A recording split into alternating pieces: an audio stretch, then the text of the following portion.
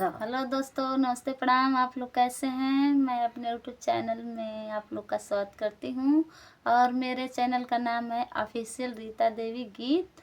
आप लोग सर्च मारकर ज़रूर देखिए और एक लाइक एक सब्सक्राइब कर दीजिए, क्योंकि लाइक सब्सक्राइब करने में पैसा नहीं लगता है। हम लोगों को तो गाने में बहुत मेहनत लगता है। और दोस्तों, मैं आपसे हाथ जोड़ कर ये निवेदन करती हूँ कि एक लाइक एक सब्सक्राइब ज़रूर करें। आप लोग हमारे वीडियो को और चैनल को आगे ज़रूर बढ़ाएंगे। तो मैं आप लोग के एक गीत सुनाऊंगी, बहुत सुंदर है।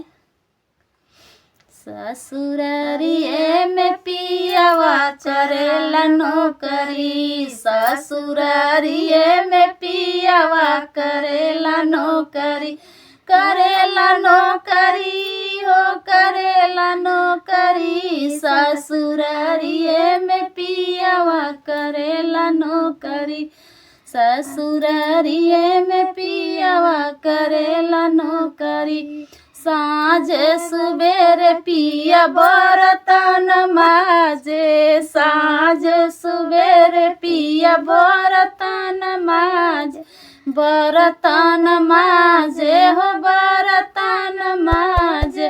दोपहरिया में पियावा चरावे बकरी, ससुरारिया में पिया करेला नौकरी, ससुरारिये में पियावा करेला नौकरी।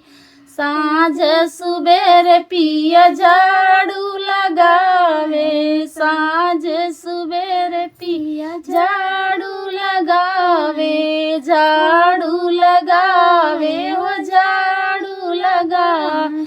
और दोपहरिये में पियावा चरावे बकरी, ससुरारिये में पियावा करेला नौकरी, ससुरारिये में पियावा करेला नौकरी। साँझ सुबेरे पिया बिस्तर लगावे, साँझ सुबेरे पिया बिस्तर लगावे, बिस्तर लगावे हो बिस्तर लगावे।